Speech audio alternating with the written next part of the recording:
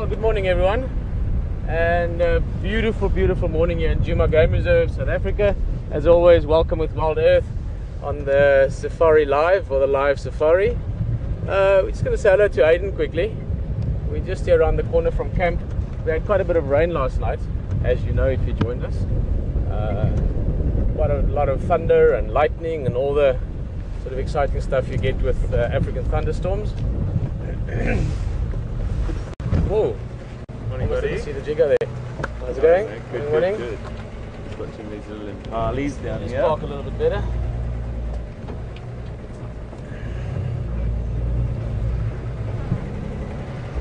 No. Morning, everyone. Well, guys, just haven't even had time to introduce myself. My name's Peter. I'm HT. HT and VM, a nice view there of VM as well. Fantastic. Come on, VM. Hello. No, VM. We want to see you. This is the man that filmed the wild dogs the other day. Actually, both times. Absolutely, Yeah. mate. Absolutely. Okay. Oh, Welcome. I like this weather. Huh? You like it? Or, yeah. I love it. Yeah, it's Yeah. beautiful, mate. Beautiful. It's a good chance that our whiskered friends will be out a little bit later this morning. It's nice and cool, mate. Hey. Yeah, no, this is leopard weather. Huh? Yeah. I think we'll be good. Pretty much, as I said, we had rain last night, and I think we're gonna have some again later today. But I think we'll get most, if not all, of the drive in, and great cat weather. Really looking forward to just driving around. What you're going to head up? Look for those. I want to go for those buff that we saw on the way in. Okay. So I can't guarantee them, but it looked like a breeding herd. We just saw them in the distance down the road. So I'm gonna go for those. Yeah. See if there's maybe something with padded feet following them. You never know with buffalo herds. Yeah. You're gonna look around the side for some. Yeah. Well, guess what I'm going looking for? Same as every day, Pinky. Trying to take over the world. I mean, find leopard. Yeah, I'm going to go and try and find a leopard. It's just a perfect morning for it. So we just thought we'd split up, go two different directions. We might bump into each other later on. But good luck, buddy. Yep. Get into it. I'm We'll talk to everyone. also on the leopard plan later on. Yeah, I mean, Let's go look it's sort at of some an underlying, just always, isn't it? Yes. Always. All right. That's it. Have a We'll good see you drive. guys just now. Yeah, enjoy it. All right. Oh yes, and of course, Brian behind this camera. Yeah, what a All guy. right. Both of these guys. We couldn't survive without these guys. Last one to the leopard has to drive a Land Cruiser.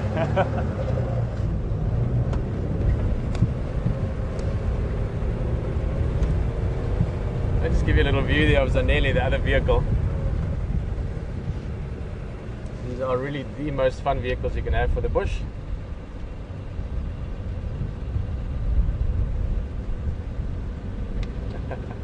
Alright, so HT is heading south, we're heading sort of westish, northwest.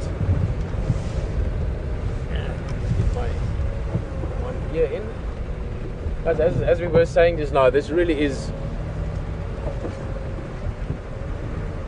some fresh hyena tracks. This really is great weather for all the wildlife, but you find that your diurnal things, your antelope, impala and so forth, they tend to be a little bit slower to get going when it's cool like this. And then your predators, especially the leopard and the lion, the cats, they tend to be a little bit active longer into the morning, or more into the morning. You've got subdued light still because of the overcast conditions, but also it's nice and cool. There's a bit of wind, so it's not too bad conditions for hunting. If you're a big male leopard or a big male lion patrolling your area or doing your territorial rounds, it's also good weather for that. So overcast mornings like this, it's actually really nice game drive conditions. Let's make the most of it. If you want to ask something or sort of join in conversation on the vehicle, welcome. Just sit back and enjoy it. It is a lovely experience to drive through the bush. If you want to ask something or mention something, you're welcome to do so. Email or you can send it through to questions at WildEarthTV, or you can tweet us hashtag Safari Live. In control is Morn, in the control room is Will. Rafi is there as well. Hello Rafi. And so both the guys are there. Welcome to give us a shot.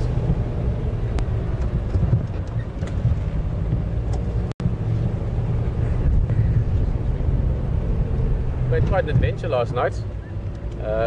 As I said, it did run. We sort of hung around the control room area, and then when the rain broke, we tailed it for some cover. It was quite heavy weather. It was raining hard, lots of proper big lightning, thunder. And when the rain sort of waned a little, it didn't stop, but it became less. Vehicle, and we drove back to camp. So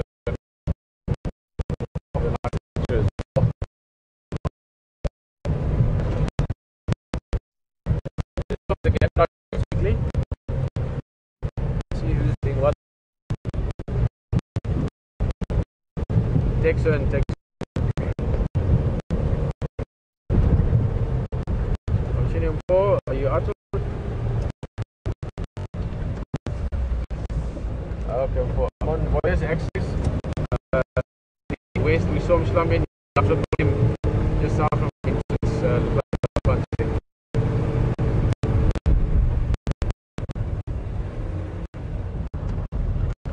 Yeah, I firm.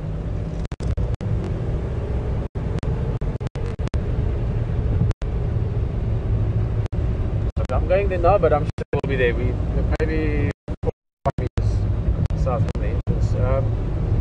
It's the Luton Conzo for England.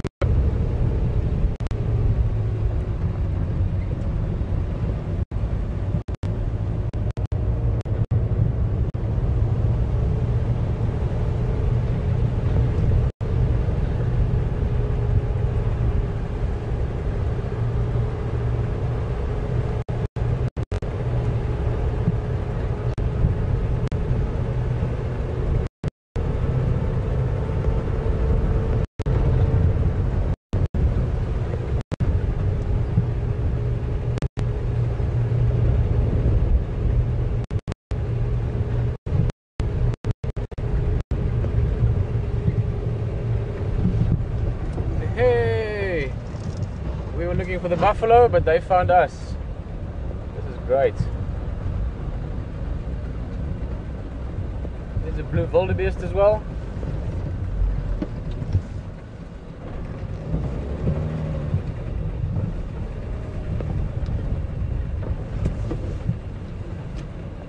Oh, should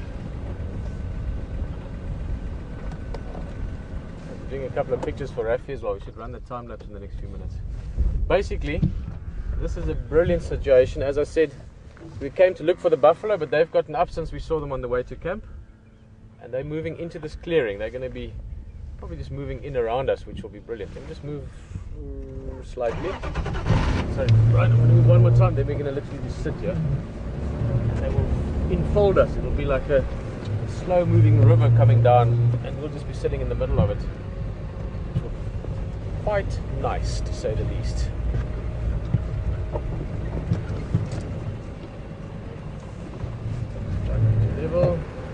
How's that? Are you happy? I'm happy. Oh, I love these breeding herds.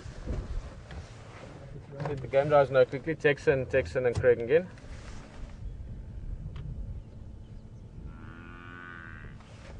Texan again. Craig again. Ja, van Makolo Slaminari Impala Plains, Sandy Patch, heading east. Just heading east towards Voyers.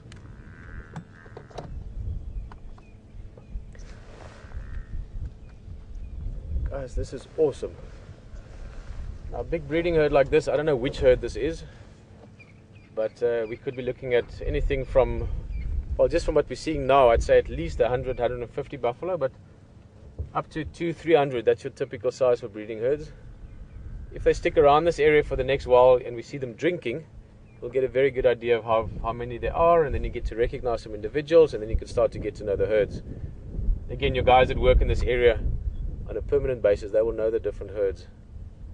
In our case, we can have the fun of discovering that little aspect of it.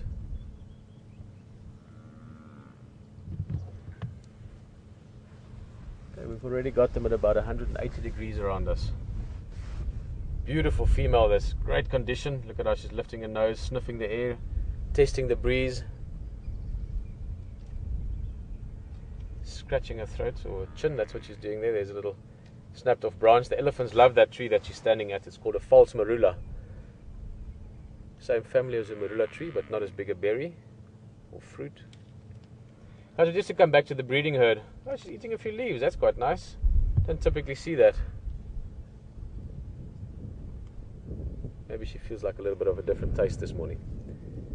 Beautiful, beautiful cow though. She's about as big and as healthy as a female buffalo gets. She's in great condition. I'd say probably 700 kilograms even.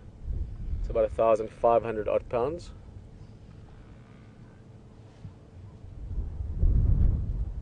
Now the big difference between your breeding herds and your bachelor groups should be quite obvious just from the terminology. We see bachelor groups very often, these little groups of bulls. But your breeding herds, they are the herds where the breeding happens. So all your females typically are there, even the old ones that are too old to breed, even the young ones that are too young. Also mostly your big, sort of in your prime bulls would be with the breeding herds as well.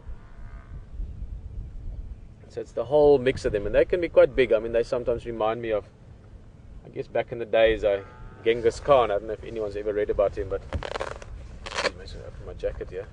Genghis Khan, they had these massive,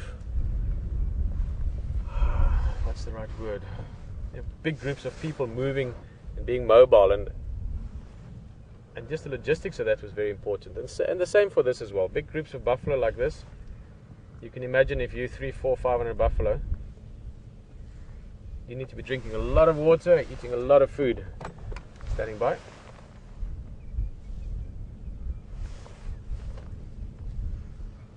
There's a little calf from last year.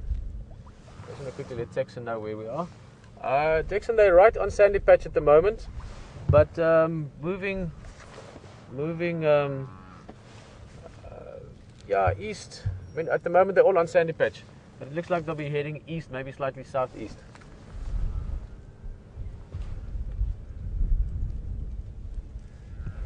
Avoid the main access, or if you're coming up in Polo Plains Road, you'll get them that side also. That's a little guy from last year, so 1 year old. And quite soon, not yet, but quite soon, we'll be seeing the new calves arriving. Buffalo also have like the impala, like a lot of your herbivores, they have most of the young in summertime. Normally a little bit later than the impala, but again, we could start seeing the first calves anytime, and that's an interesting time as well, from many points of view. That's a big male comparing to that female we saw earlier. She was a female in a prime. He's a male still in his prime, but towards the end of it, looking at him. Still very big, much more sort of stockily built, if you want. Big shoulders, heavy neck, heavy horns, heavy bosses, those shields on the front of the head, all playing an important part in the ability to compete with other bull buffalo or other males. Your females don't need to fight with each other that much. There's a little bit of sort of hierarchical tussle sometimes, but the big bulls go into serious fights, whereas the females use their horns mainly just for defense. In other words, they would be able to chase a lion away or a leopard away from their calf possibly, and every so often in the process you could find that that the females can even hurt, even kill lions. They're moving past. We just have another look here. Part of the breeding group as such coming past on the left. You find that typically also with these herds you get the females and the calves more towards the middle of the group, and then the big bulls are on the periphery, slightly around the edges of the group.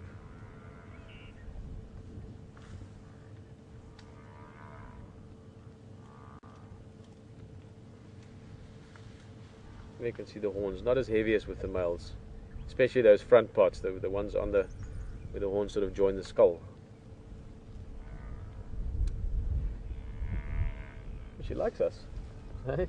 Yeah. Brian looks like she's actually looking at us, coming a little bit closer, wondering what we're up to. Come say hello. You can hear them in the background, the bellowing. Cows, pretty similar in many ways. Maybe just a bit of a bigger attitude, maybe a bit like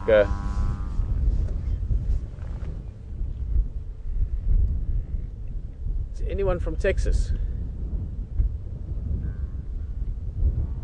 Anyone from Texas this morning? You get in the older days, whoa, there's a bit of one cow chasing another one just to make a point.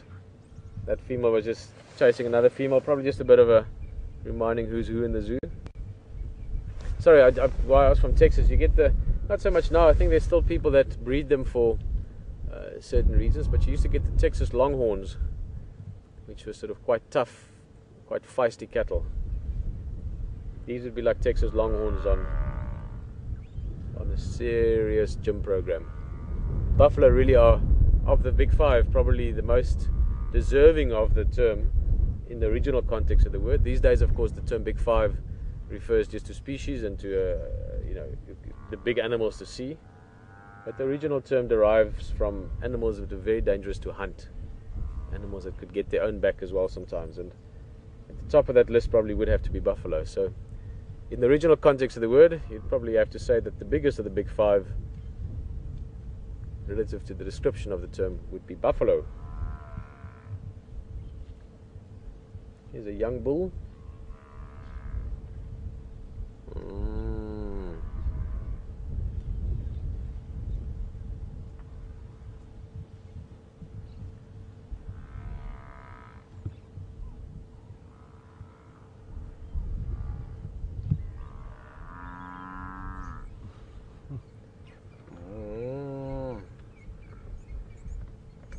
You can see the overcast conditions as well. It's almost still dark around us. We've got thick cloud sort of engulfed the whole area.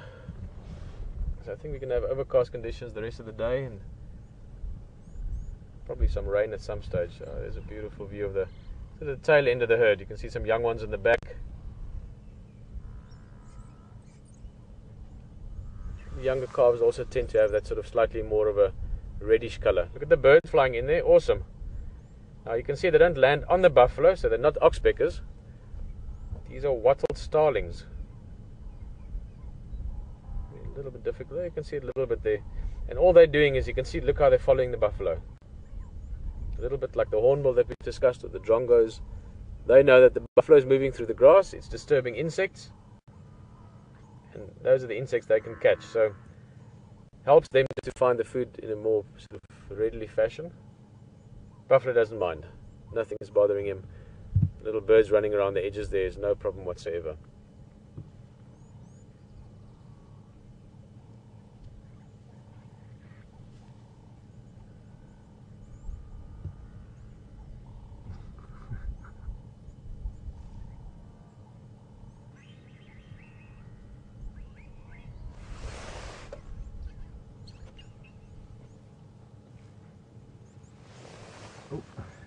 What's that? He tripped.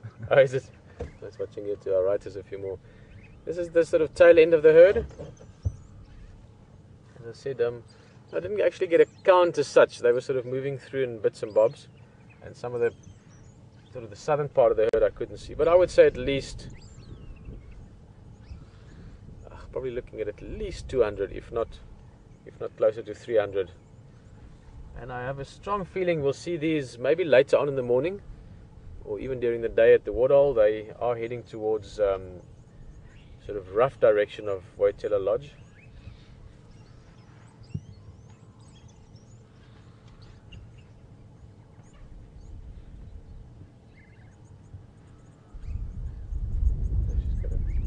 There's an oxpecker, the bird on the back there, red-billed oxpecker.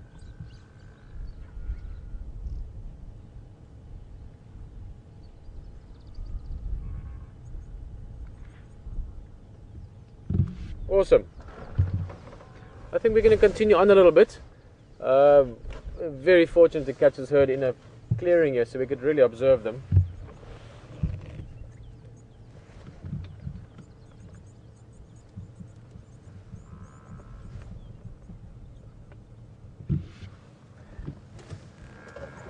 Alright, well, we're going to move on slowly. Just a question there from, it's a great start. Really nice to see the buffalo herd. Caroline, morning Caroline. Tiltman, couldn't quite catch the surname there, sorry, the radio's breaking up a little bit. Caroline just asking if buffalo are bigger than rhino or hippo. the short answer, no. The slightly longer answer, the only rhino that's close to them in size would be the black rhino. Black rhino bull is about a ton, and the big buffalo bull is almost that. So they're probably slightly smaller than black rhino, but very similar in weight. Hippos and white rhino are much bigger. I mean, a big white rhino bull will be twice or even slightly more than twice the size of a big buffalo bull, and the hippo also substantially larger. I just want to give it a little check. Now, it's my feeling, just we haven't seen that many lion yet, but I don't think there will be this morning, but I'll explain just now why. But quite often, if you have herds like this, again 200-300 buffalo, you know, there's some young ones in the group, there's some old ones. I saw a couple of the old cows there that will probably make it through summer because we've got good feed now, but you can get, they're getting on in years as well. So very, very often you have lions behind buffalo herds like this. Depends on which prides, depends on what they hunt. You get some prides that are experts at hunting buffalo, and then you get some prides that don't hunt buffalo that often. But it's always very good to check behind the herd and see if there isn't something following them. The reason I don't particularly think so this morning, but you never know, but why I don't think so this morning is there were some tracks found further to the, sorry, I'm just watching the tracks here, further to the east, and there was also another breeding herd found of buffalo. So my guess would be that the Nkuhumas at least are further east in that vicinity. There are buffalo around there, and I don't know of any prides that were in this area up until last night. So not that likely, but you must always check. The chance is always 50%.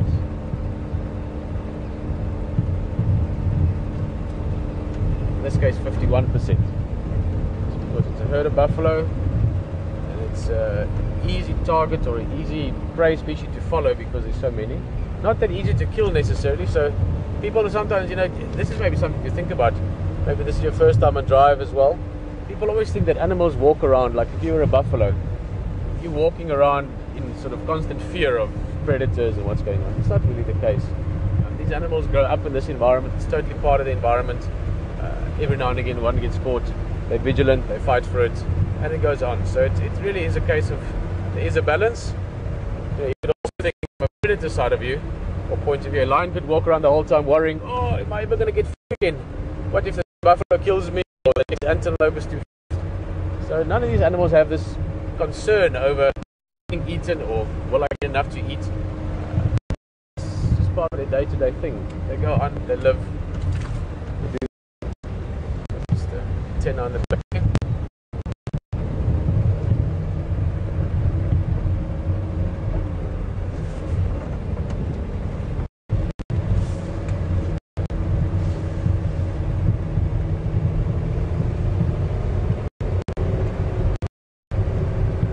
Guys at the west.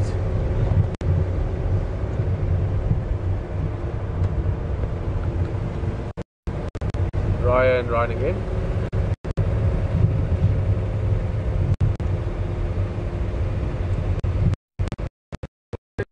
From WildEarthTV mobile here. Hotel access game area. Any updates for Arathusa?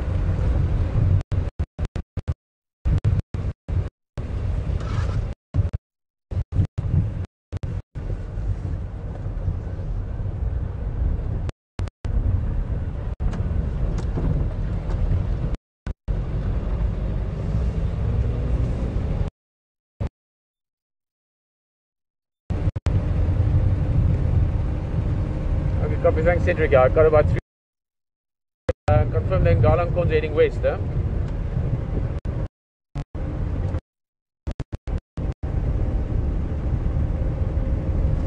Okay, copy, thanks. There was some Slumbinyare Lalapanzi here on Triple M, not far from the entrance, but they are heading, they've just crossed Sandy Patch now, heading towards west direction.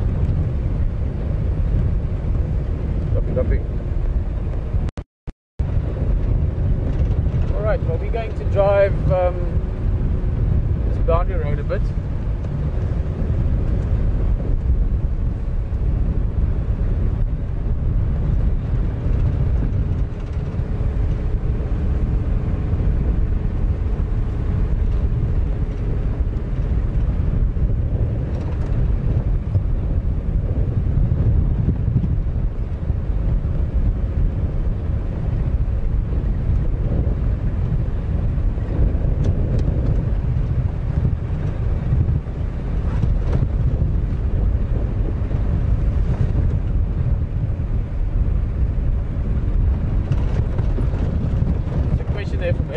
from Blue Jay. I presume Blue Jay is a nickname. Quite a cool name though. Isn't a Blue Jay a little bird you get in North America? Blue Jay's is asking what kind of diseases buffalo can get. She was noticing a couple of those cows looking a little bit thin. Yes, it could be from disease, but also just from age. I saw a couple there that you can just see they really are long in the tooth, and they've had a long, rich, but probably quite a hard life behind them. Being a buffalo or being anything out in the wild, you've got to be quite tough. Bovine TB, foot and mouth, which is probably the most severe one in terms of control of movement and so on as well. It's one of the reasons that you don't find buffalo in many parts of southern Africa anymore, because people want to keep them out of there exactly because of foot and mouth disease, because it can affect cattle. Two main diseases that you find with them. And then of course is the old age. Teeth wear down, you can't eat your food so well anymore, you can't chew it as well. Buffalo are also ruminants, so like impala or giraffe, they need to eat their food, regurgitate it later, chew it again, break it down. So if the teeth start wearing down, they can't get the maximum nutrition from food. They're eating mainly 95% grass. We saw one eating leaves this morning, but they are bulk grazers, and especially in the breeding groups, you know, they have to sort of eat across the board of the grass that's available. So condition plays a role, or age plays a role in condition. Maybe that's a better way to say it.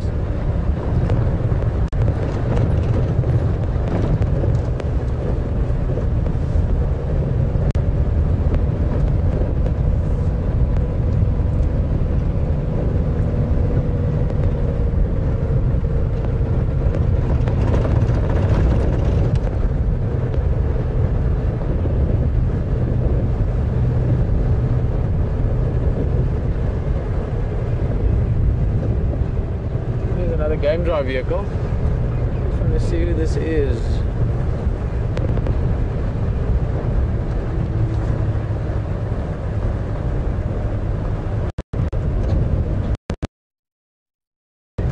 Hey, elephant. Very nice. Look, they will move again just now, but just have a start.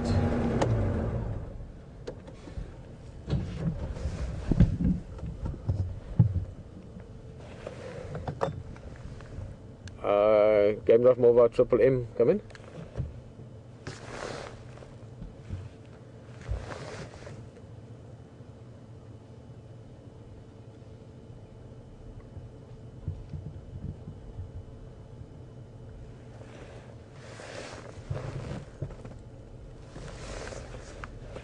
Move a little bit.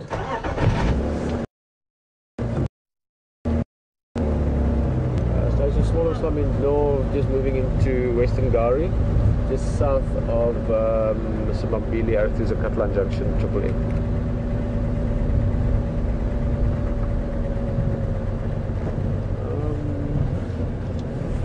Go in there. This is a deep bumps here.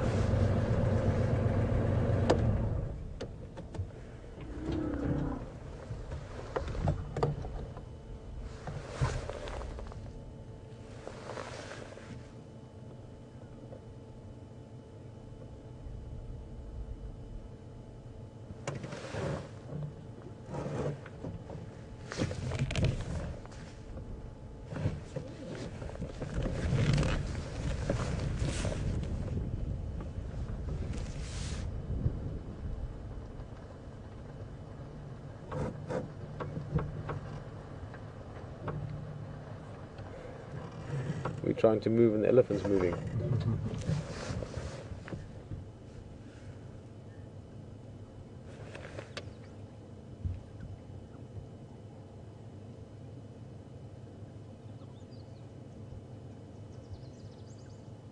But I think I'm going to move on a little bit. Can't see too much of these guys, it's very thick in there. And I want to make the most of these early hours if we find some other elephants. If you know me from previous drives at all, you'll know that I love elephants. I can spend the whole morning with them. Let's go and some others that are more in the, or I also want to make to this early morning time. This first hour and a half of the morning drive, or the sunrise drive for us. I know for many of you it's quite late where you're sitting. but you're sitting with us, so you're enjoying the sunrise here. It really is a fun time. There's a lot of activity still in weather like this, especially in weather like this. I would absolutely love to find a leopard. I know HT is looking around. He's scouring his favorite areas there towards Twin Dams, which is sort of in a way where I'm heading as well. I really want to see, try and find some cats this morning. There were some lion tracks in that area, cheetah cut lines, so I want to look around there.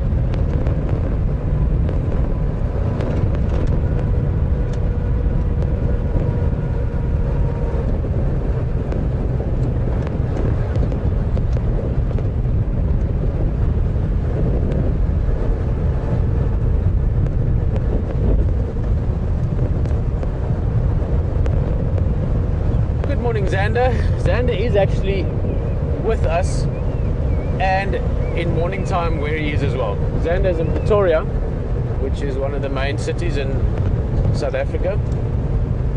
Xander, nice to have in the vehicle again. You ask nice questions. Xander is just asking, why do elephants give birth to calves any time of the year?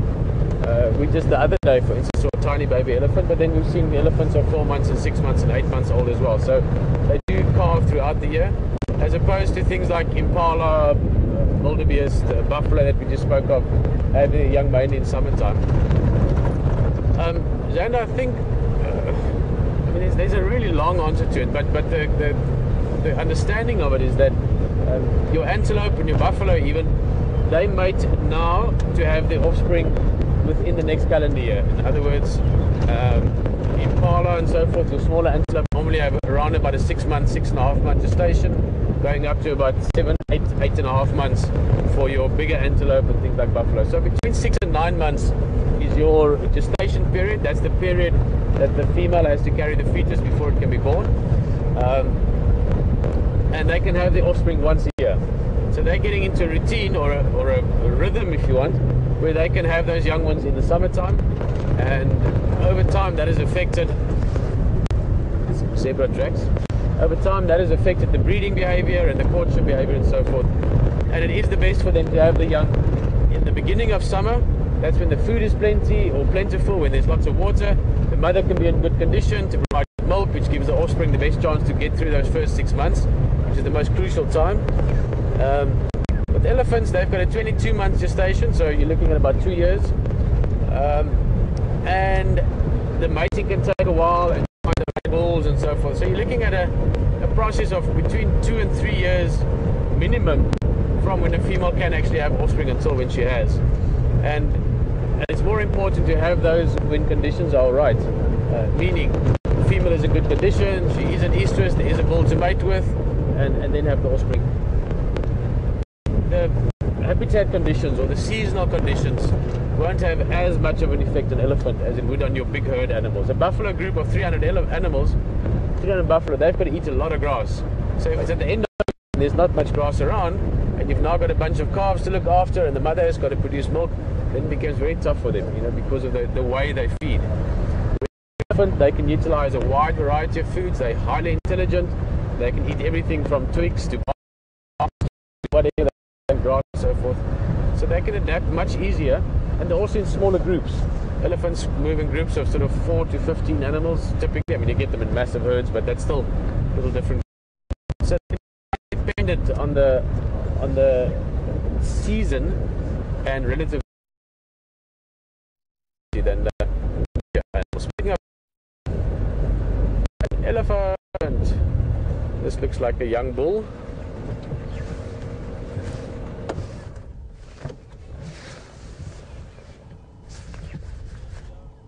Morning, Afo. Good, good.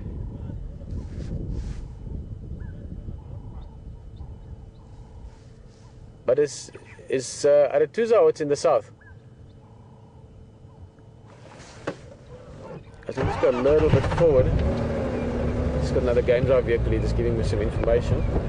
And also this Ellie's coming up. He's a young bull, sort of 15, 16, 17 maybe.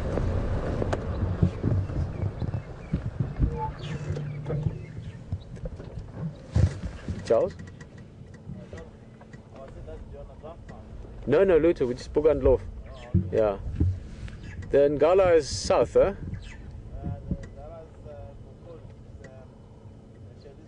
Yeah. Too far. Okay.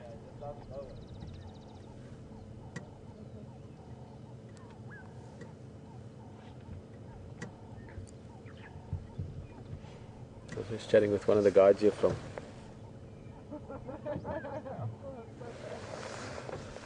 one of the other lodges. In general, you find a lot of the guides like the mornings just because it's sort of, well, not sort of, it is the start of a new day, so new things to find. During the night a lot of things can change and move, so there's always a bit more of a surprise aspect to what you can find in the morning. And I've always been a good morning person. Luckily, it's a bit of a tough job to be guiding and doing this sort of ranging jobs if you don't like the mornings, because you do get up early. Most lodges you would get up in summertime 4:30, 5 o'clock.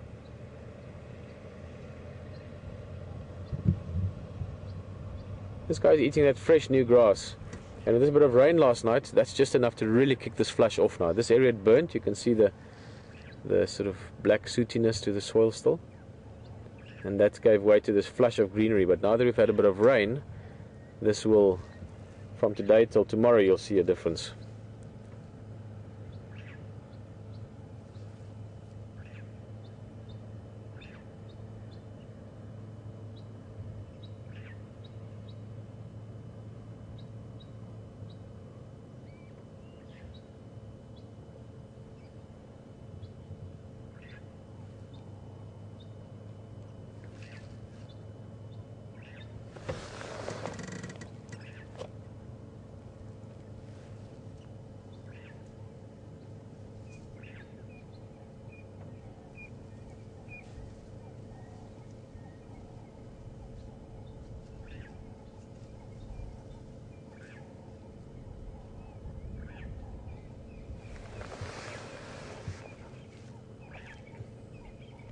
You can see the slightly rounder head there, just from the side profile.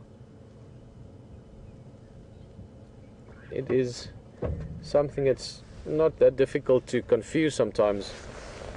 Younger bull elephant and female elephant. I mean, once they get to sort of 25, 30 years and older, the bull elephant tend to be noticeably larger than the females. But at this age, I mean, you could have a female that will be a similar size to this, but the bull tends to be a bit different. If you can see them standing like this, the bulls have got sort of taller shoulders, and you can see this guy is still young, just looking at his sort of the rest of his body. A female this height would already be in her prime, so she'd have a much heavier sort of aspect to the body, especially to the rib side, you know, to the sort of main side of the body. There's one coming from behind us. Aye. Oh, is he coming across? Let's have a look at him. I'm still getting to know the elephants in this area again. I'm hoping to find in all the reserves, everywhere that I've ever worked and guided, there always was at least one or two elephants that I've got to know. That's alright, mister, we're just turning. And inevitably you find those bulls that hang around certain areas. Sort of every lodge has a couple that they get to know that tend to be extremely relaxed and comfortable, and sometimes even sort of, I was going to say in a lazy manner, interested in vehicles and people. They'll come and stand close by and eat the bush next to where the car is, just to have a little look as well. Oh, this one's gone to hide now. Yeah, this one is doing the, look, I can disappear behind the bush. These are both youngsters though, so they're normally not as confident as the older ones yet. They can be a little bit more rambunctious as well and sort of give you a little mock charge and a shake of the head. All in posturing, not in necessarily aggression, but they, what is he listening to? Both of them suddenly stop to listen. Resting a foot.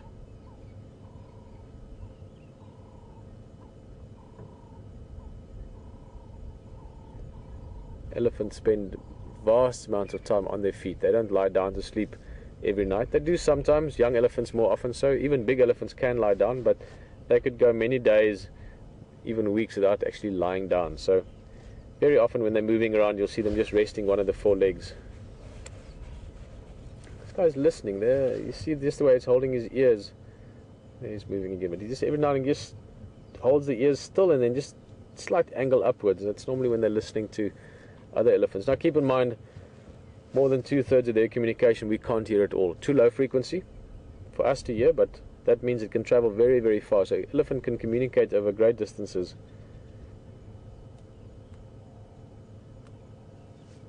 Smelling there a bit.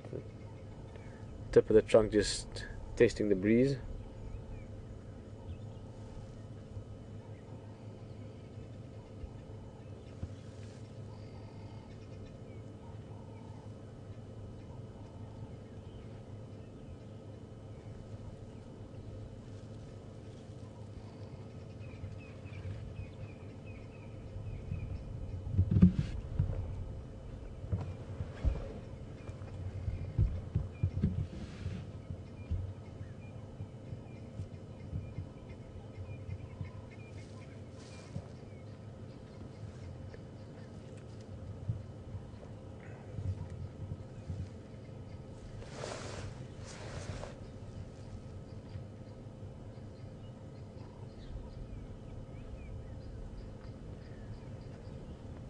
Estimated that elephant eat roughly 5% of their body weight. Now, elephant like that's probably 3 tons, maybe more. Let's say probably 3 tons, maybe closer to 4 even. Let's say 3 tons for the sake of the discussion. So that means this elephant will eat in the region of 120 to 150 kilograms. That's 300 odd pounds a day. I think of 300 pounds of grass, especially the short green grass he's eating at the moment. So you can imagine why they spend 14, 16 hours a day feeding. But I'm going to move on slightly. While we're sitting here, don't know if you could actually hear it, Brian, maybe you could hear it as well, but there's some Franklin guinea fowl calling off to our right here. They're not calling, you know, they're calling it sort of, what is it called in America, like DEFCON 3, DEFCON 4 maybe, it's not 5 yet. It's orange alert, not red. But they are calling. And I know that there's a little bit of a road net. This is what we're looking at, the guinea fowl. It's not these ones that are calling, but just to give you an idea what the birds look like. Beautiful bright blue heads, little red helmet on the top, which is where the name comes from for the species. Look like beautiful bright blue heads, little red helmet on the top, which is where the name comes from for the species. So I just left to my daughter-in-law, Triple M Junction.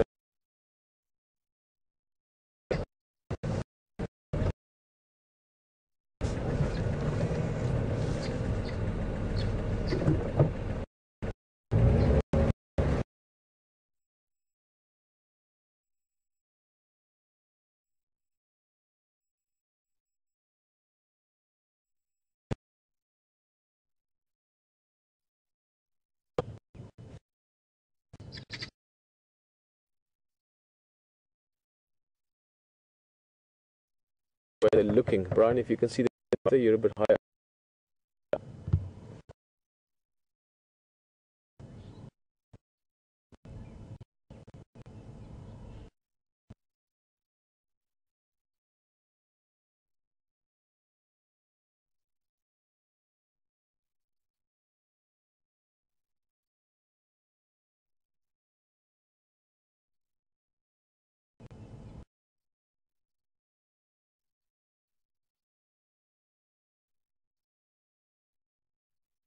To our morning drive here on Djuma and Arathusa Game Reserve in Sabi Sands. Pete's probably already given you all that information this morning, but I didn't really say a proper welcome earlier when we met up. And Viam was on camera, and we're sitting here just with this hippo who we've come up several times to this dam, and all we've seen is his nostrils. He's a very unconfident young fella. And this morning he's actually built a little bit of confidence, and he's showing his head, and a red-billed oxpecker has just landed on his back, but he's pulled his face out this morning, and we've been sitting with him for about the last 5 minutes. He's definitely building his confidence, and I think over the next 5-6 weeks I really want to try and come up here and spend a bit more time with him, because the more we familiarise him with our vehicle and other vehicles, the more confident he'll become, and the more times we'll see him.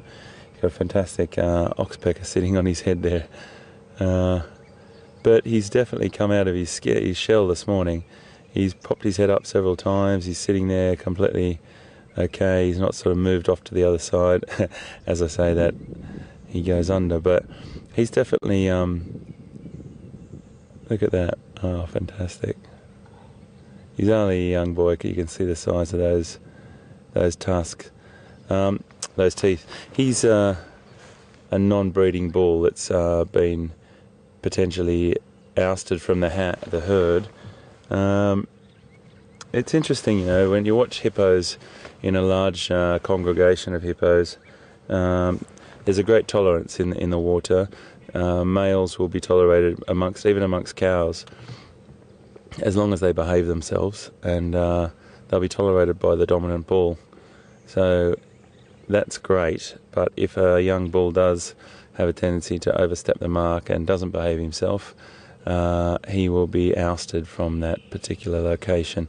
And they can end up living in a bachelor group, or they can live a solitary existence. So he's got this pond, this dam to himself at the moment. That might change, but at the moment he's on his lonesome. But we need to get to know him a little bit better, and hopefully over this next period of time we're here, we can build his confidence to show his face a bit more. At the moment he just looks like a bit of a log in the water, but he will raise his head any second now. There we go. You can see how those is perfectly designed. Those ears, eyes and nostrils right on the top of the head there. That's all he has to really bring out of the water is the top of his head, and he can see, hear and breathe, which are the three main senses that he uses. And hippos prefer sort of gently sloping water courses, whether it be a river or a dam or some big area that they can easily nurse their calves on a sort of the shallows on the edges, and then escape predators if need be. But when I say predators, the predators would only be really threatening the youngsters, and that happens very rarely. Hippos are a formidable opponent. They really don't have to worry about too much at all, and they have the safety of water as well, which is a great tool for them. When they're in the water, everything's okay. When they're out of the water, they're a little bit more vulnerable, but an adult hippopotamus doesn't really have to worry too much about predation. They'll go out of the water singly during the night, but mothers and calves sometimes can be a little bit more close together, and they'll go off up to like maybe 5 to 6 kilometres away from their water point, grazing for up to about 5 hours, and then make their way back in the cool of the morning or early in the morning back to their water point and digest during the day, and have some social sort of time in the day, because they are very social creatures. They're just great. They're fantastic. A large amphibious mammal. It's probably one of the most odd-looking hoofed animals we've got. For the bulk of the body size, up to about 3,200 kilograms, which I think, at a bit of a guess, about 7,000 pounds roughly, which is a pretty big beast at full size for a male. But with these long these short spindly legs that carry their body. At the moment we're just looking at what looks like a log, but he will raise his head up. It's good just to sit here with him. We're doing a fine thing by just sitting here and being in his presence, by habituating or familiarising him with us. So I'll just wait till he raises his head. We'll say farewell. He's definitely going to become a bit more confident over this time we're here. And I just wanted to stop here and show you him, because we see other hippos down a bit further and they're a bit more confident, but this boy I'm taking a bit of a shine to, because I've only ever seen his nostrils sticking out of the water. Every time we park up on the dam wall there, all he does is puts his nostrils out of the water and then removes himself. So that's great. Okay, well, we're going to move around now. I'm still looking for a leopard. It is a beautiful, beautiful temperature. Great leopard temperature. Or big cats are probably going to be on the move. I'll always hear if Pete gets up to anything, so we'll stick with him as well. But I'm just going to drive around Djuma a bit more now and see what else we can come across. Now, yesterday was a very eventful day. Just stand by everyone for me, please.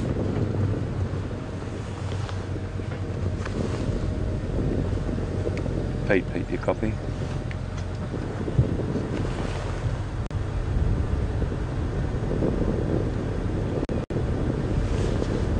I'm at treetop there, mate.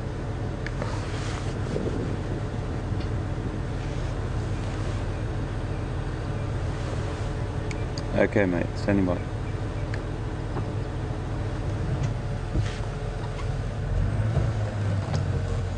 So, thanks everyone. It's just Pete talking to me, wondering where I was, and just so he doesn't cover the same ground as I do. And we will carry on. We might cross Pete's path, and then we'll carry on back over to... I'm going to head over towards that dam that we were heading to when we saw the wild dog, and just see what sort of actions around there, because that's where Mvula was as well, the beautiful big male leopard. This sort of area here is the quarantine males sort of territory. Everything's a bit all over the shop at the moment, with Quarantine establishing his territory and range, and Karula, she was sort of over this over a little bit further as well. So there's lots of action going on. I haven't seen leopard for about 3 days now, so as I said to you yesterday, I've got a bit of leopard withdrawal going on. But we did have an incredible action-packed morning yesterday. Seeing those wild dogs hunt again, incredible privilege to be present when that happened. And those pups are doing very, very well. It's just a great thing. It's just so much action happening at the moment.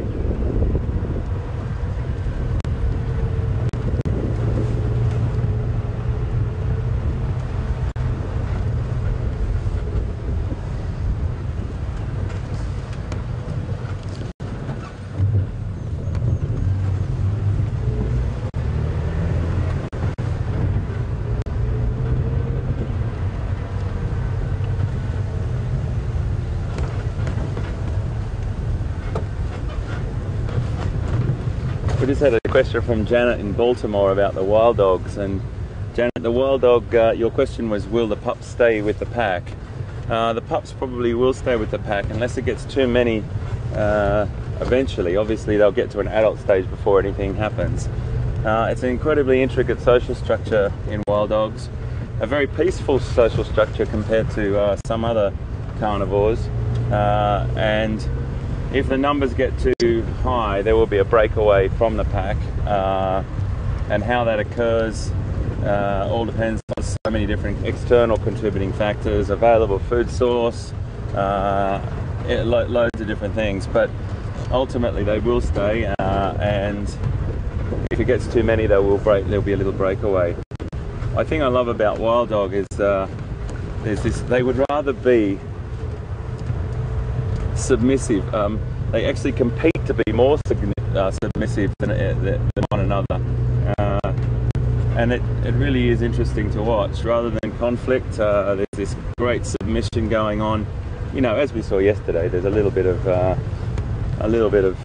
sort of tug of war and things with the food and everything like that, but that's natural. But ultimately they're a very, very peaceful society, and they get on and they care.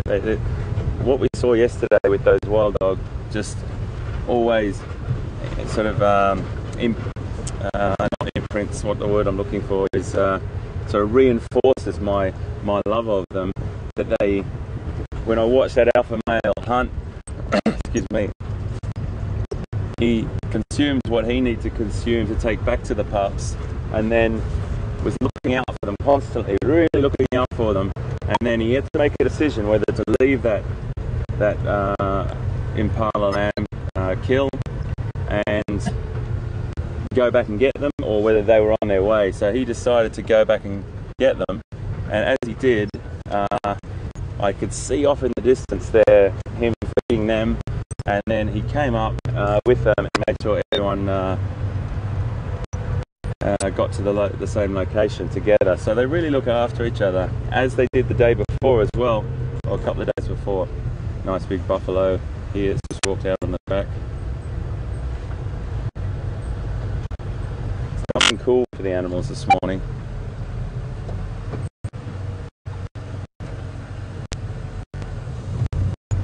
He's probably got a couple of boys around here, I'd imagine. Yeah, there's another one coming through now. They're all making their way down now. There's a couple there.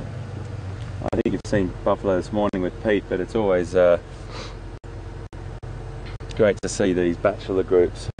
There's one just coming through this little bit of open woodland here. You'll walk out on the road. I'm just going to hold back here so I don't interrupt their grouping. He might run across the road a little bit here because he's the last one. I think he's okay. Making their way down. If you just pan around VM down to the right there, you can see a nice little bachelor group through that little clearing there, all moving down to some nice grazing area.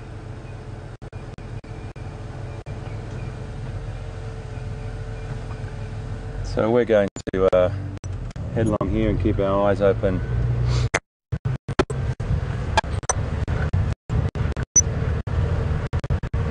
For leopard. And I'm sorry to say, gentlemen, but I'm coming your way. So let's just wait and see what they're going to do.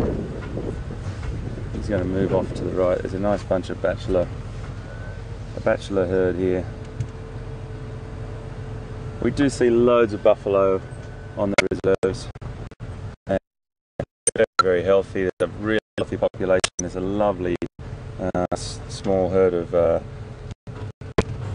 kudu cows over here as well.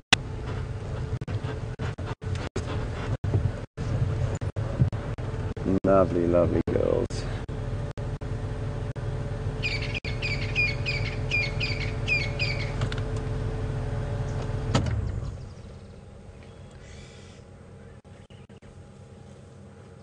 I love these little dry riverbed areas. They've got good vegetation, and you'll find all different species coming down here, particularly in the hotter times because it's a bit cooler down here.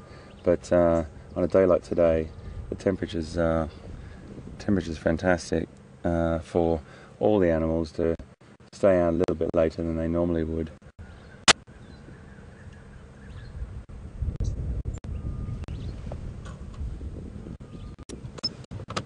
So we're going to traverse these areas now. Eyes out for leopard, all things of course.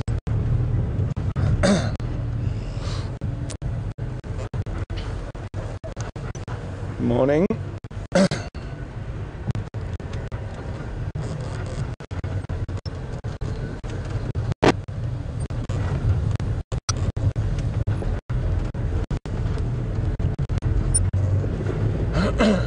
Excuse me, please.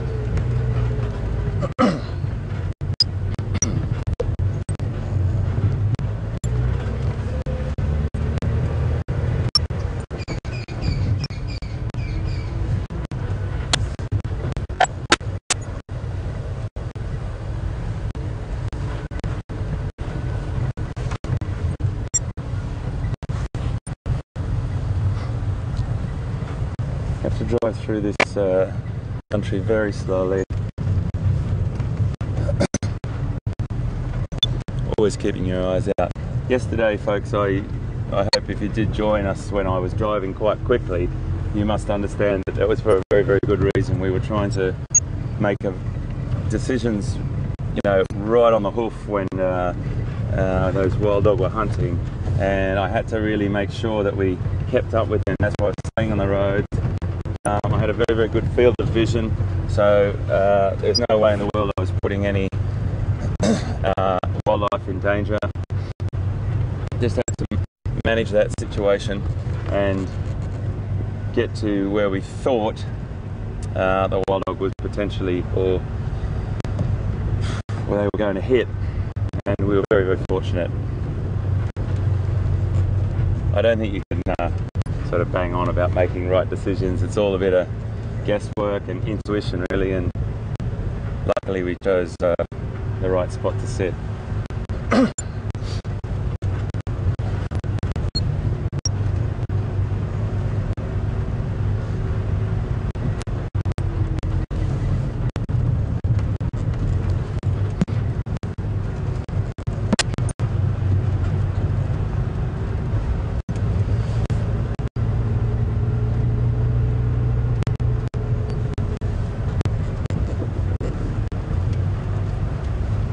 We'll just head along this way a little bit,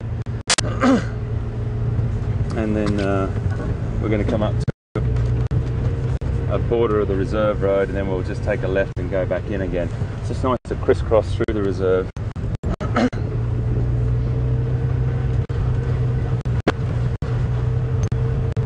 The rain certainly came down last night. We just had to get off the reserve and under cover, and we wrapped up the vehicles and made sure that nothing got wet. The reason for that, folks, and I'm sure everyone knows, but we've got so much technology on board these vehicles. The slightest, I mean, they would cope with a little bit of drizzle, a little bit of light rain, but if it came down like it did and we were caught out there, it would be certainly a recipe for disaster. Great to see Pete's vehicle back on the road as well, so we're both mobile now. We can cover a lot more ground. But then I have to say, the other day when we saw those wild dogs on the dam hunting, that was quite fortuitous as well, that we shared that together. It was great to be sitting watching that together.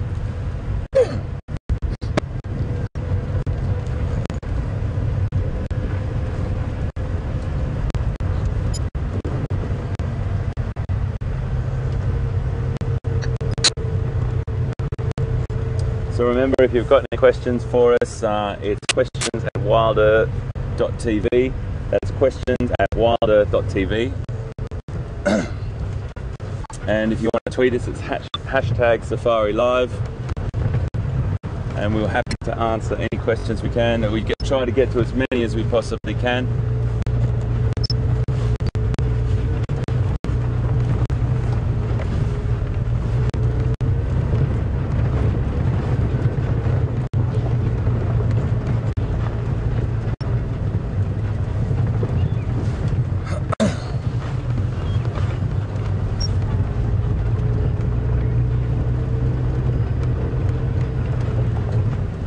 I hear Pete's been with some ellies this morning, some elephants. There's a lot of elephant activity around here at the moment. We saw a considerable number of elephant. There's fresh activity just here. Last night,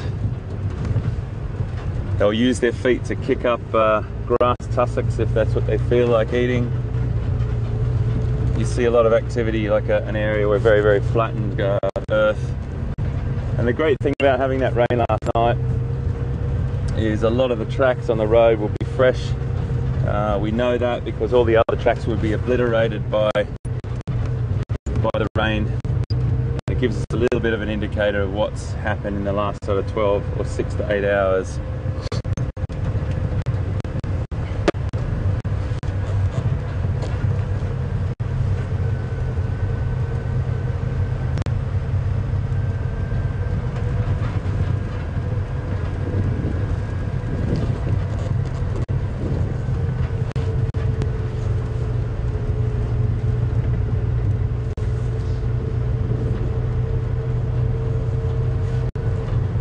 So I just want to reaffirm, and most of you that have been with Wild Earth for some time, and you true diehard supporters, which we always say hi to, and for new people as well, that's their first or second time on safari with us, your support is incredible, and exactly why we're here. Having you on board with us is what this is all about. For Pete and I, it's sharing this information and these experiences live. But we sort of talked about it a couple of nights ago. We had a really sort of quiet Sunday afternoon drive where we saw some lovely animals, that's for sure, but it wasn't huge sort of action or excitement, and that's the way it is sometimes. You'll just drive around and see as much as you can possibly see. I'm going to take this little left hand down. Occasionally we might drop out as well. The signal might drop, but if that occurs, please try and stick with us. And we do come back as quickly as we possibly can. It's just when we go down into these low points, we lose signal a little bit now and again.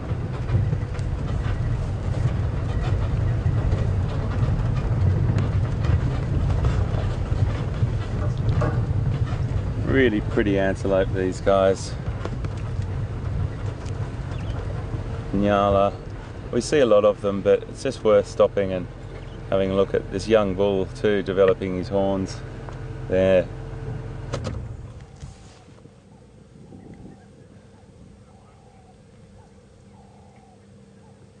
Females, three females.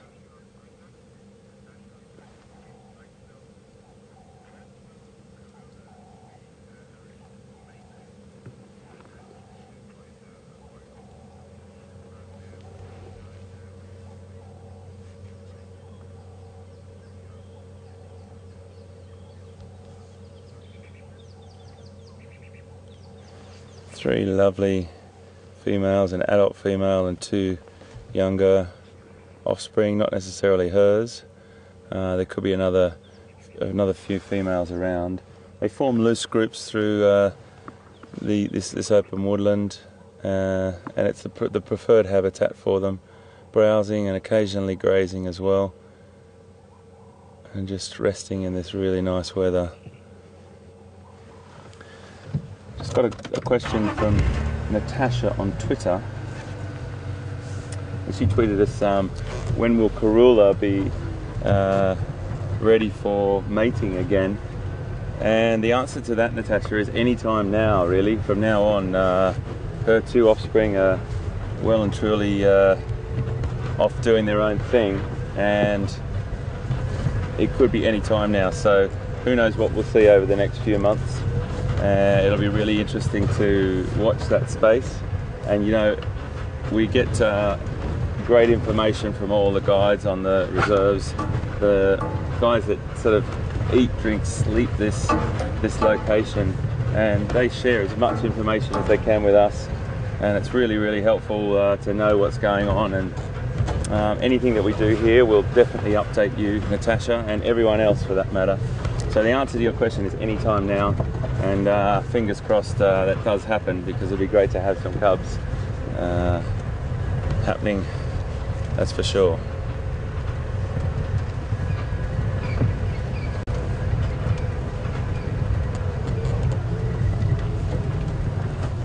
So a little bit quiet up here, but at the same time, anything can happen. You don't know what's around the next corner. We always say that. Yesterday started off with a young elephant, or a bull elephant, and then came around the corner and there was wild dogs. So hey, here's some buffalo as well. A lot of buffalo around this morning. Another nice bachelor herd. Look at all these guys.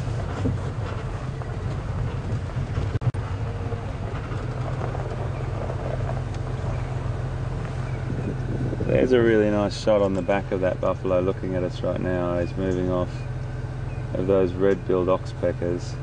Some lying down there as well on that one.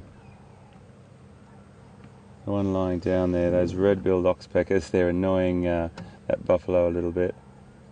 We got to ask a question about them yesterday. What were the birds? Beautiful, beautiful bird. Always associated with, particularly with buffalo, and many other large, and small herbivores for that matter. And they're a great bird. They do a great job. They assist with the removal of ticks and loads of other things from the animals.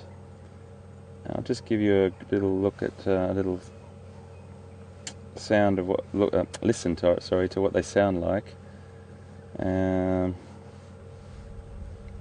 they will let out an alarm call when things get a little dangerous, and some animals will use that alarm call and associate themselves with being in danger, or there could be a threat imminent. They're very, very busy. This is the little red-billed oxpecker now, and they've got that very distinct yellow eye ring around there, and a dark rump. This is an adult. That's what they look like in flight.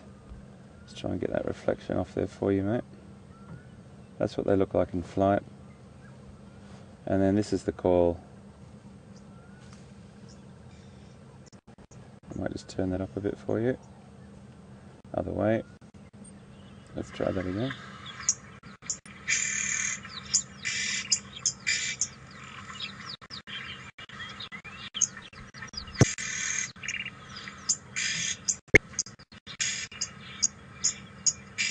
So that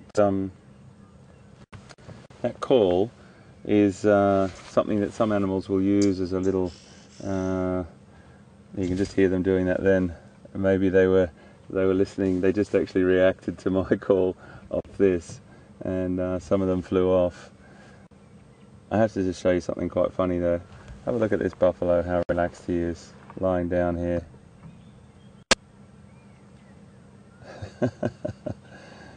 Just lying down on the side of the road there. I'm terribly sorry I'm going to have to disturb you, my friend. But red-billed oxpeckers are great birds, and we do see them all over different hoofed animals, and they do a fantastic job by removing parasites and ticks off the animals, but also can be a little bit bold when they start to drink blood out of an open wound, and can keep that wound from healing. So you'll find that a lot of animals either swish their tail or try and get them off open wounds, but allow them to go into their ears and remove ticks when they're just lying there. Now this young bull has he's realised that I need to come through. I'm just going to take it very slowly. I'm so sorry to disturb you, gentlemen. Sorry.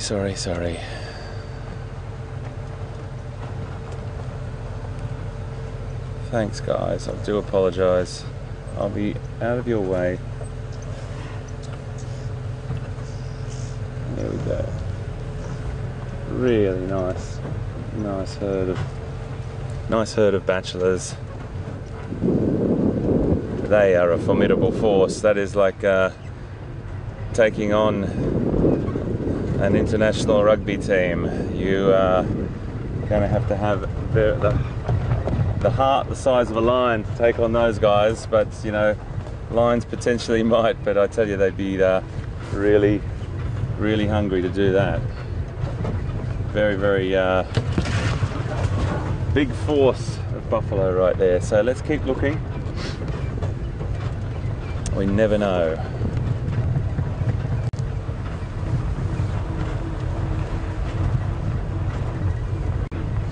So yesterday when Pete went out and in the afternoon, I was just having a bit of a maintenance, doing a bit of maintenance with a mechanic that came to fix Pete's vehicle on this. We did a few things on this as well, and then by the time I got sorted, the rains were on their way, so I didn't actually get out yesterday afternoon. And interesting to sit and watch that storm come in. It was spectacular, absolutely spectacular. Some amazing lightning as well.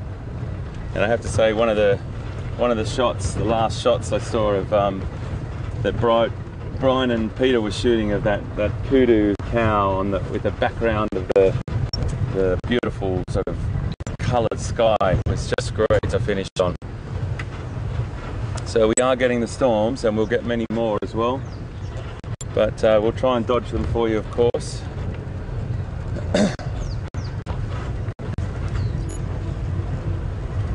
Just dropping down now into another little dry riverbed.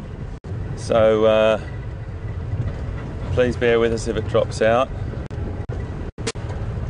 Just looking down at my location map here.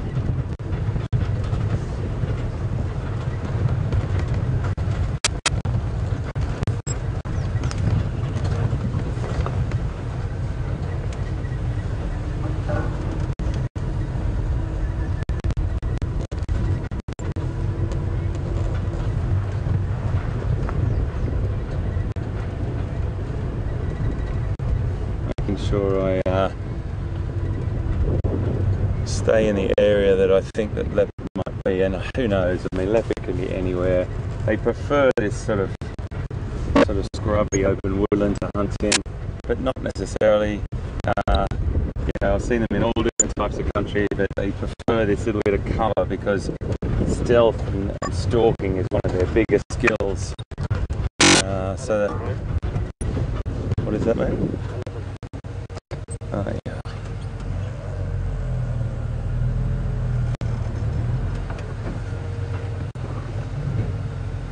Lovely elephant here.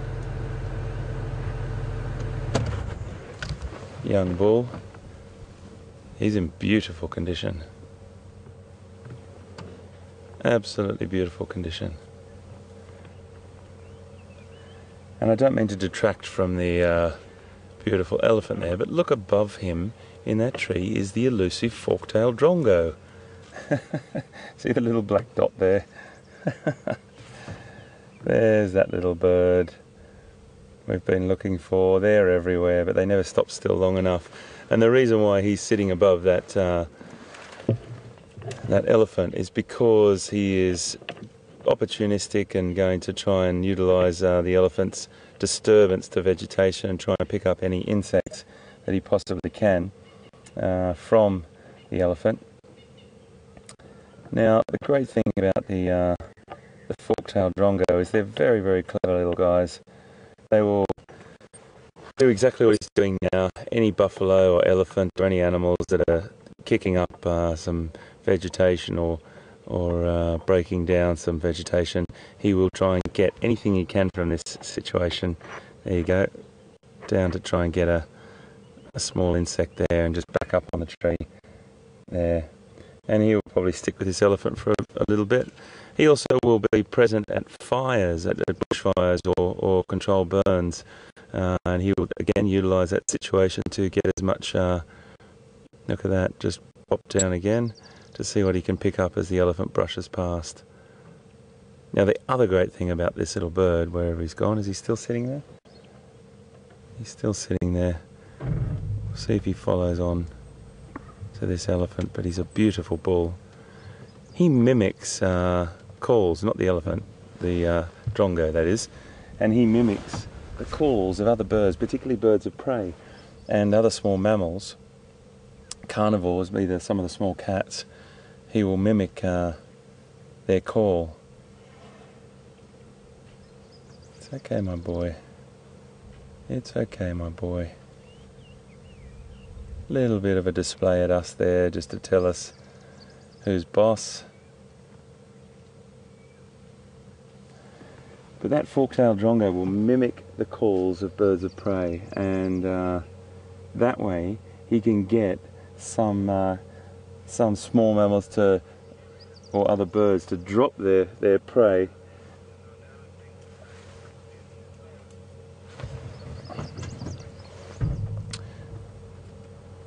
What he will do also is drop down then and try and steal the insect from another bird or another small mammal that's got it. So if a small mammal's got some insects or invertebrates that it's hunted, the fork-tailed drongo will mimic a call, try and make them drop their prey, and then scoop up and pirate that prey. So they're a cool little bird. They're a really interesting little bird. They're a common resident. We see them everywhere, but they're always flitting and darting around. So if we see them again, I'll try and. This is the little guy here, and I'll just give you another little look at this on the app. There's a deep notch in that tail there. A deep notch in the tail, which is why they get the name fork-tailed drongo. And juveniles are very, very similar looking to the adults. They've got a lovely red eye and a glossy sort of bluish, black and sort of blue sheen to them. They look like that and they fly. And during molting, they've got sort of a double tail there. But this is the sound that they make.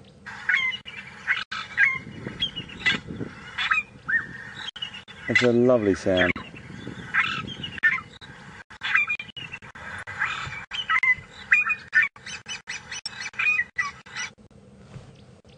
And that is a fork-tailed drongo, a common resident, and nothing too dramatic in the bird world, other than it's a great little bird to know and a great call to know, and they're real characters, and they're always flitting around animals waiting to see if there's anything kicked up, but as well being that great mimic.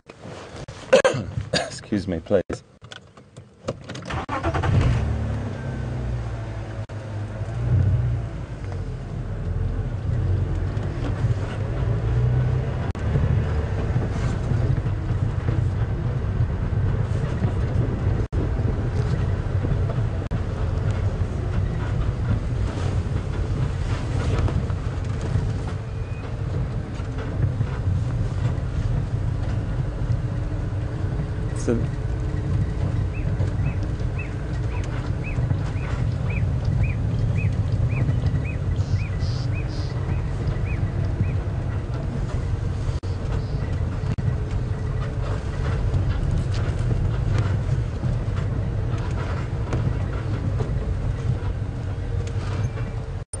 Some more nyala.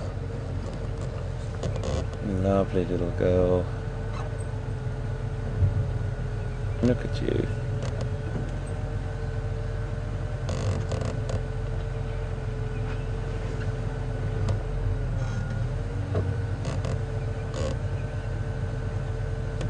Beautiful little antelope. Just feeding down here. At the same time, they can definitely be in a precarious position there, because this is exactly what leopard love, this sort of area. Now I'm just going to do a little bit of negotiation here. Just watch your head look. Okay, watch that aerial.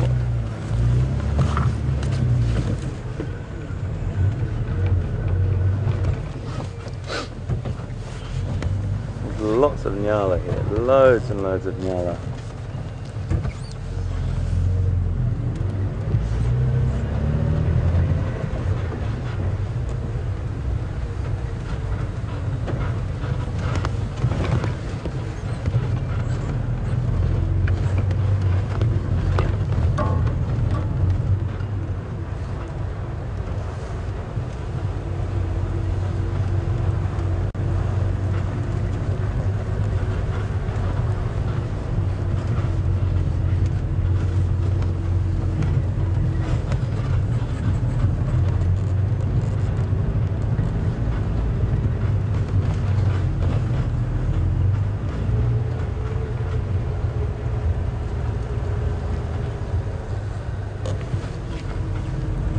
Got a good question from John Berryman in Manhattan Beach, California. Hi John, thanks for your question. Are nyala only found in South Africa? Well, the answer to that, John, is no. They're quite common in a lot of southern African countries: Namibia, Botswana, South Africa, Mozambique, Malawi, Zimbabwe. They're all found in those countries, but there has to be the right habitat. They're not found in really open country. It has to be this lovely sort of open woodland here, normally riverine sort of woodland areas that they prefer. And I think I've probably seen them in nearly every one of those countries, but I've really never seen them this habituated and this conditioned to vehicles and humans. I have to say, when I first came down here to Djuma and Arathusa, I saw a nyala and I went, oh, fantastic nyala, because I really like them. I think they're a beautiful antelope.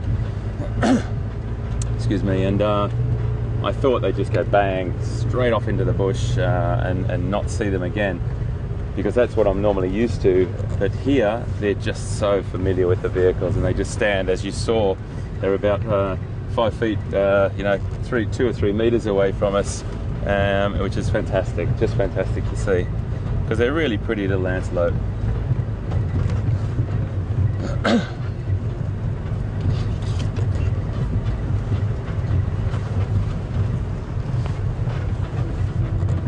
Right, now here's our friend, the African harrier hawk up here. For those people that haven't seen this bird, I'm going to drive up a little bit closer and see if she stays where she is now. It's a little bit of a tricky spot here, VM, because it just looks like part of the tree, and shooting up into the sky like that isn't great. She's just flown off. She might land on top of another tree. This is an African harrier hawk.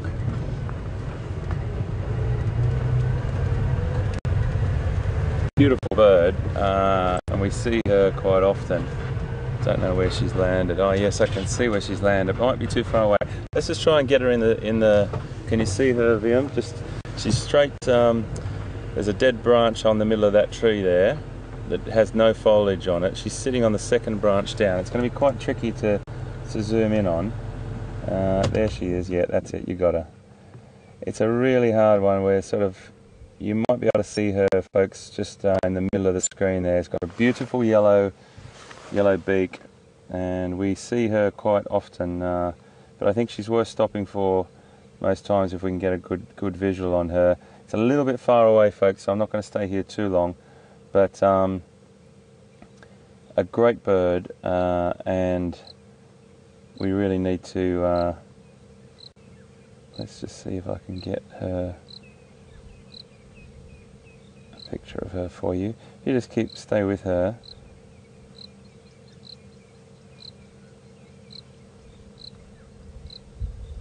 And I'm just going to try and look it up for you.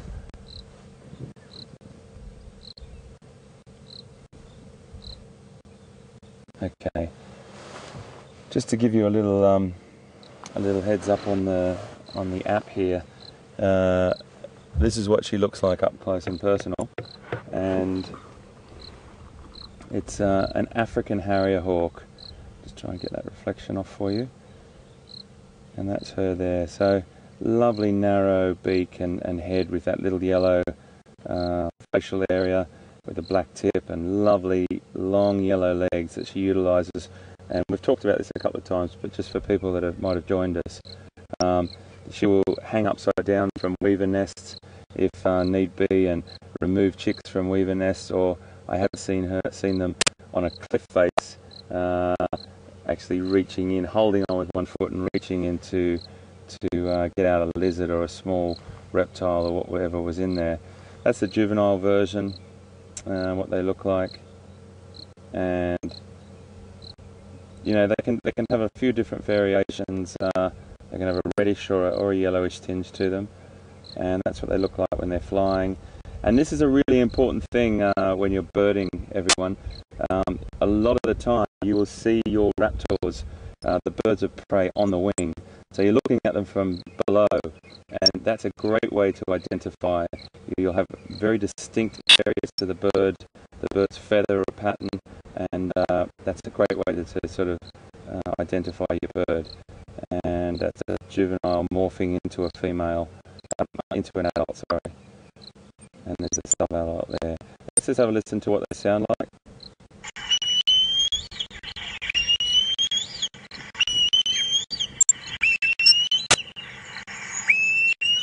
It's got that very distinct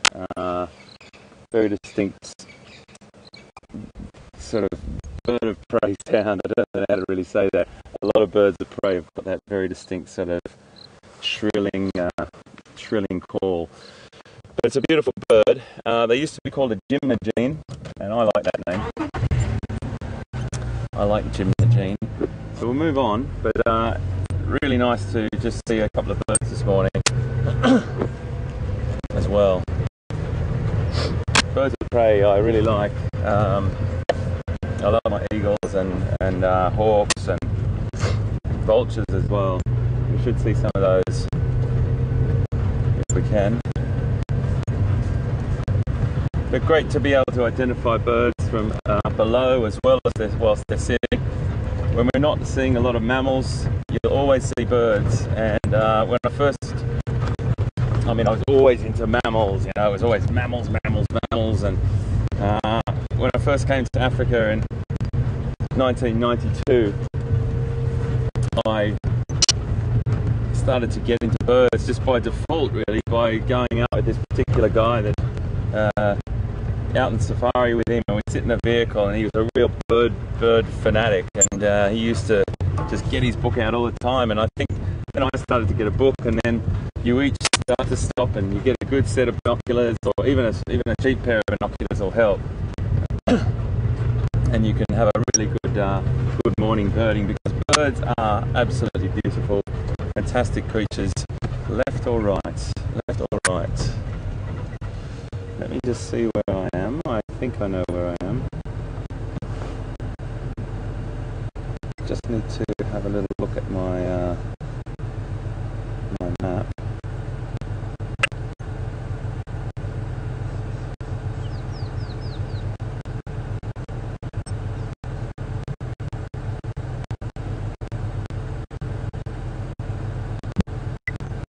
Okay, I reckon we go right here, and let's just go and have a look. I've got my little map here, and I'm going to go and have a look at this Buffelshoek Dam, which is a beautiful place, and loads of action's been there for the last few days, so we just don't know. And it was where Mbula was seen, so haven't seen any sort of tracks or signs of Karula or Quarantine or Shadow for that matter. We just keep driving around, and once we get to the dam, we'll have a little peek our nose in there.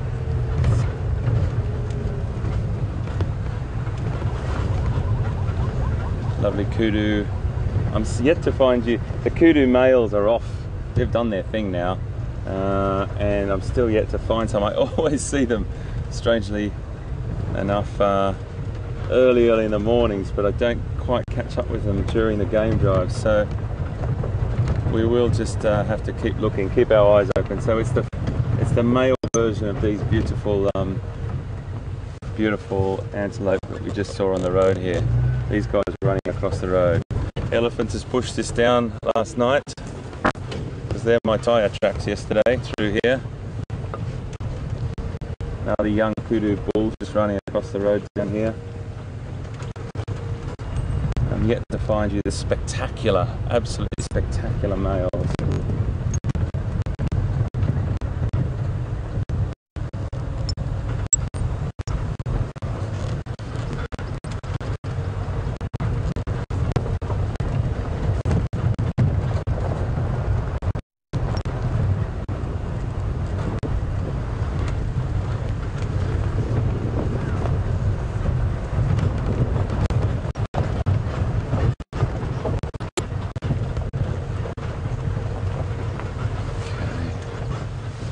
Stop and have a little look here.